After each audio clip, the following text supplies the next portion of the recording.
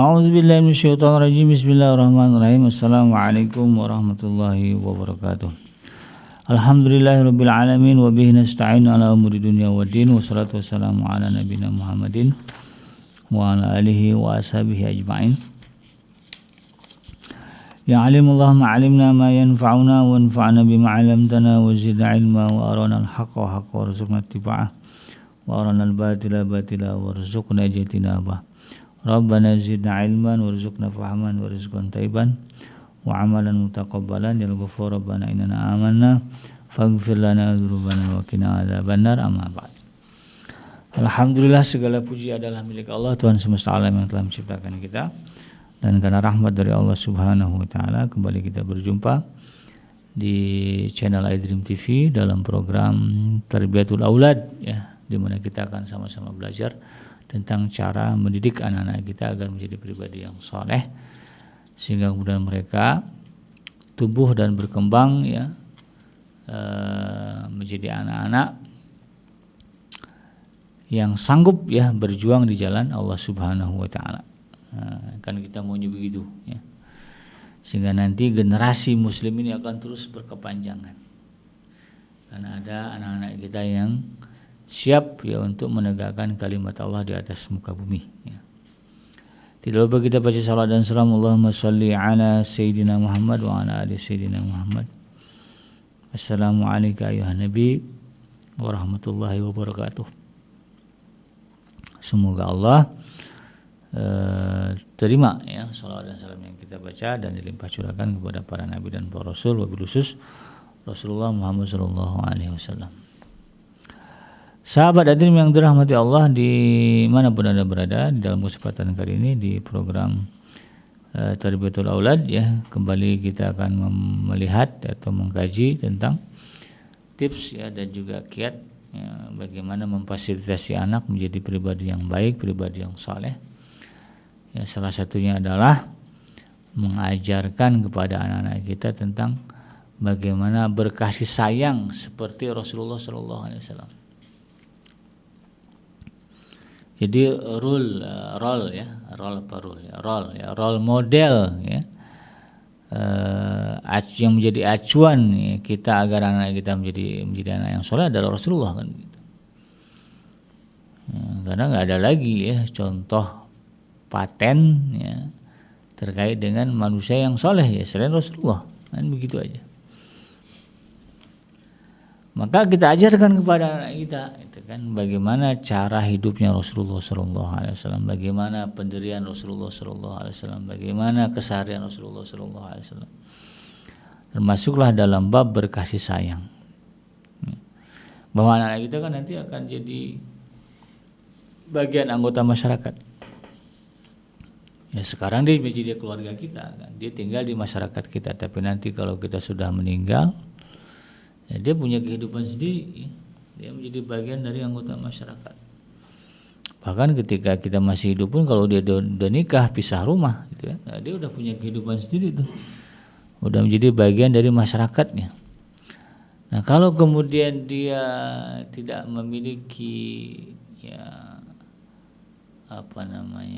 modal, ya, dalam artian pengetahuan, kebiasaan, ya, tentang cara, ya, hidup di tengah masyarakat, kemudian dia tidak akan jadi musuh masyarakat, ya, dikucilkan, dijauhi, gitu kan, tidak disukai, gitu, ya. Ya kan memang ada aja bikin yang nggak suka, memang, ya, namanya hidup tuh pasti begitu. Tapi paling tidak, ya, penyebabnya bukan diri dia, gitu kan. Memang dasarnya tetangga kita dengki, gitu kan. Nah, tapi dari kitanya, kita berusaha untuk jadi orang yang baik, orang yang disukai oleh masyarakat. Nah, itu yang kita ajarkan kepada anak kita, sehingga nanti, ya, kalau dia sudah lepas, ya, dari rumah kita, hidup di tengah masyarakatnya sendiri, dia menjadi pribadi yang, ya, dicintai, disukai oleh masyarakatnya karena kesalehannya, ya. Nah, dalam hal ini kasih sayang Rasulullah SAW, ya, kepada siapapun, terutama kepada anak-anak, ya, itu nampak sekali luar biasa, istimewa, dan itu kemudian menjadi teladan, ya, bagi seluruh generasi muslim. ya, di setiap masa, di setiap tempat, di setiap zaman, ya, terutama bagi para dai, ya, para guru, orang tua, ya, pendidik, ya, kapan saja dan di mana saja harus bisa mencontoh, meneladani bagaimana Rasulullah SAW berkasih sayang, ya, dengan orang-orang yang di sekitarnya. Dalam hal ini Syekh Dr. Abdullah Nasution menceritakan, ya, beberapa kisah, ya, tentang bagaimana Rasulullah SAW menunjukkan rasa kasih sayang yang luar biasa kepada siapapun. Ya, yang pertama diriwayatkan dari Abdullah bin Buraidah, ya, bahwa ayahnya berkata, aku melihat Nabi SAW sedang berkhutbah. Lalu kemudian datanglah Al Hasan dan Al Husain, ya, radhiyallahu anhuma, ya, ini cucunya Rasulullah SAW, dari garis Sayyidina Ali dan dari garis Sayyidah Fatimah, ya, dengan Sayyidina Ali. Sayyidah Fatimah menikah dengan Sayyidina Ali, lalu kemudian punya putra dan putri, ya. Salah satu putranya adalah Al Hasan dan juga Al Husain. Nah, datanglah Al Hasan dan Al Husain yang mengenakan pakaian berwarna merah. Ya, Rasulullah khutbah nih, kemudian muncul cucunya, gitu, ya. Ya, pakai baju merah, jadi kelihatan banget, ya.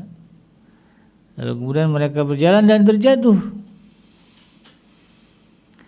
Lalu Rasulullah SAW kemudian menggendong mereka dan meletakkannya di hadapannya. Dan kemudian beliau berkata, ya, sebagaimana termaktub dalam hadisnya Imam At-Tirmizi dan juga sebagian ulama hadis lainnya, innama amwalukum wa auladukum fitnah. Nazartu ila hadaini sabbiyani yamshiyani wa ya'thurani falam asbir hatta qata'tu hadithi wa rafa'tuhuma. Sesungguhnya hartamu dan anak-anakmu hanyalah cobaan bagimu. Jadi beliau Rasulullah mengutip satu ayatnya, kalau nggak salah surat At-Taghabun, ya. Rasulullah mengatakan apa? Nazartu ila hadaini sabyan, ya. Aku melihat dua anak ini berjalan dan terjatuh, ya. Nazartu ila hadaini sabyani yamsyani wa ya'surani, ya. Ya, lalu kemudian aku lihat dia terjatuh, maka aku tidak bisa bersabar sampai aku memotong pembicaraanku dan mengangkat mereka berdua. Walaupun sedang khutbah, gitu kan, tapi karena besarnya rasa kasih sayang Rasulullah SAW, ya, kepada siapapun, ya, apalagi ini adalah cucunya, ya, sampai Rasulullah rela kemudian memotong pembicaraannya demi menyambut cucunya, yang menggendong cucunya. Jadi nggak dicuekin cucunya itu. Perhatian Rasulullah luar biasa. Ini menggambarkan bagaimana Rasulullah memuliakan, ya, mengasihi, ya, menunjukkan sikap memuliakan, ya, siapapun termasuk cucunya. Ya. Ini kalau ada orang yang kemudian datang cucu cuek aja, ini nggak ngikutin sunnah, ya. Ya BKJ udah capek ngurusin cucu, ya bukan masalah ngurusinnya, nah, ini, tapi masalah rasa sayang itu. Ya, kalau kita pengen, kan kita ceritanya kan kita pengen ngikutin Nabi, kan begitu. Maka begitulah Rasulullah SAW, ya, menyayangi cucunya. Diriwayatkan bahwa ketika Rasulullah SAW sedang salat mengimami orang-orang, tiba-tiba datanglah Al Husain. Lalu kemudian ia naik ke atas leher Rasulullah saat beliau sedang sujud. Maka beliau pun melamakan sujudnya bersama dengan orang-orang, sehingga kata para sahabat, kami mengira telah terjadi sesuatu pada Rasulullah. Setelah itu kemudian takbir, barulah selesai salat Rasulullah mengatakan, ya, inna ibni qad irtahala fakarihtu an u'jilahu hatta yaqdiya hajatah. Anakku ini, maksudnya cucu beliau, ya, yang menaiki pundakku, ya, menaiki leherku, maka aku tidak ingin membuatnya tergesa-gesa sampai dia merasa puas. Ditungguin sama Rasulullah. Lihat dulu dah, ya, sujud. Sampai sahabat begini, kenapa nih Rasulullah nih? Gitu. Terus tunggu-tunggu, akhirnya kemudian takbir juga, ya, takbir bangun. Lalu kemudian Rasulullah cerita selesai salam, tadi ada cucu saya naik di sini, tapi saya nggak mau ganggu dia, biarin aja. Dan ini menggambarkan betapa Rasulullah SAW memiliki sifat kasih sayang yang luar biasa. Ya. Walaupun sedang sholat, ya di tengah jamaah, nggak mau ganggu ya, kesenangan cucunya. Dalam Al-Isabah diriwayatkan bahwa Nabi SAW bercanda dengan Al-Hasan dan Al-Husain ya, radhiyallahu anhuma. Lalu Rasulullah berjalan dengan kedua tangan dan lututnya, sedangkan mereka berdua bergantung di kedua sisi tubuh beliau. Beliau pun berjalan sambil berkata, "Ni'mal jamalu jamalukuma wa ni'mal idlani antuma." Nah, sebaik-baiknya unta adalah unta kalian berdua ini, dan sebaik-baik pelana andalan kalian adalah kalian berdua ini. Jadi Rasulullah main kuda-kudaan sama cucunya, ya main unta-untaan. Jadi asik ya, kebayang tuh ya bagaimana cerianya ya Rasulullah bersama dengan cucu-cucunya, main kuda-kudaan, main onta-ontaan, ditunggangi sama cucunya. Rasulullah jalan, ya Allah,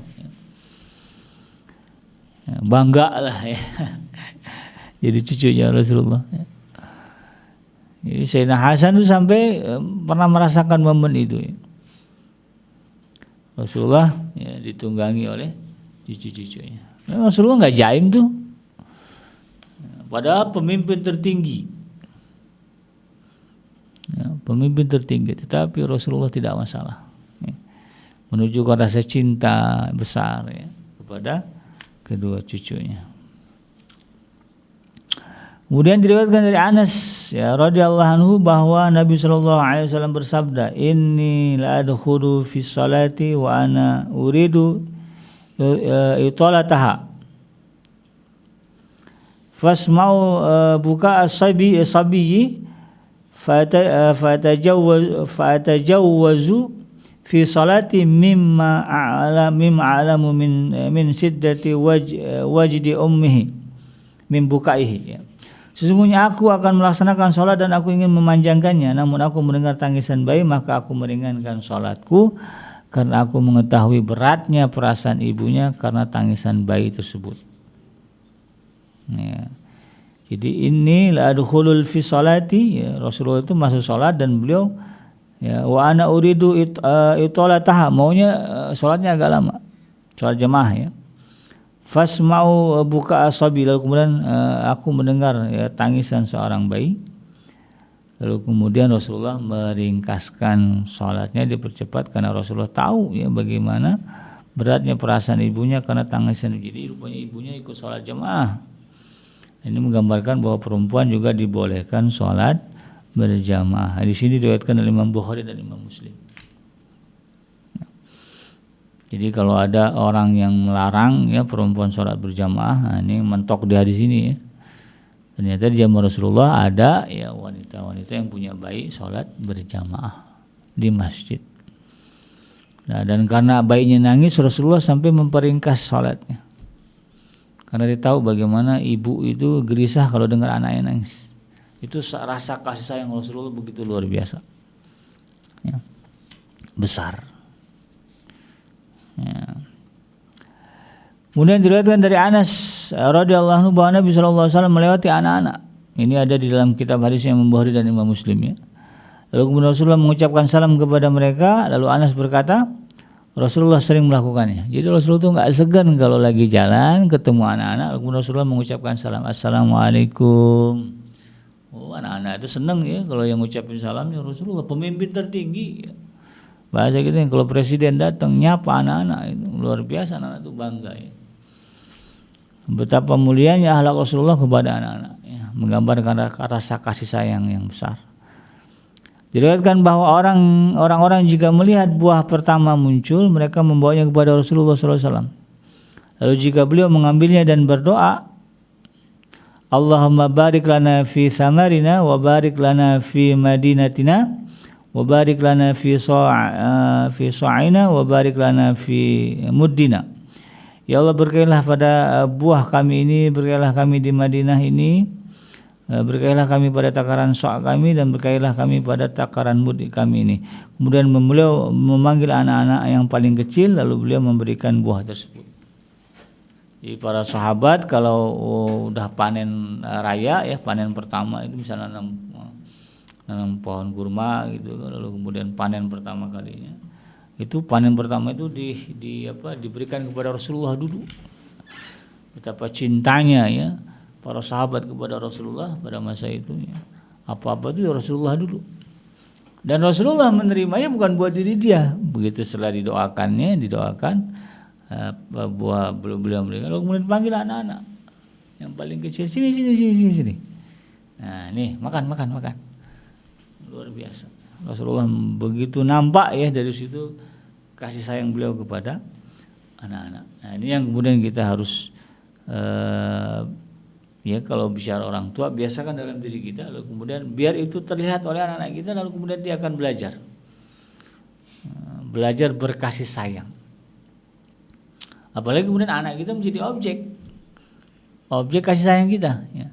Anak yang tumbuh dan cukup full ya mendapatkan kasih sayang dari orang tuanya, dari ayah dan ibunya, maka insya Allah dia akan menjadi pribadi yang juga berkasih sayang kepada keluarganya, kepada anak orang. Dia sering lihat misalnya bapaknya itu gak cuma sama dia, sayangnya sama keponakannya juga gitu ya, sama cucu ya, sama keponakan lah ya. Misalnya datang anak pamannya ke rumahnya seumuran, sama-sama dibelajain, dijajanin gitu ya, dimuliakan, biar dia belajar. Oh ternyata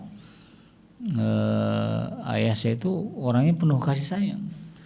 Jangan malah dicemburui kalau istri. Kadang ada istri-istri yang cemburu lihat orang suaminya sayang sama keponakannya, menunjukkan kasih sayang kepada keponakannya, membandingkan.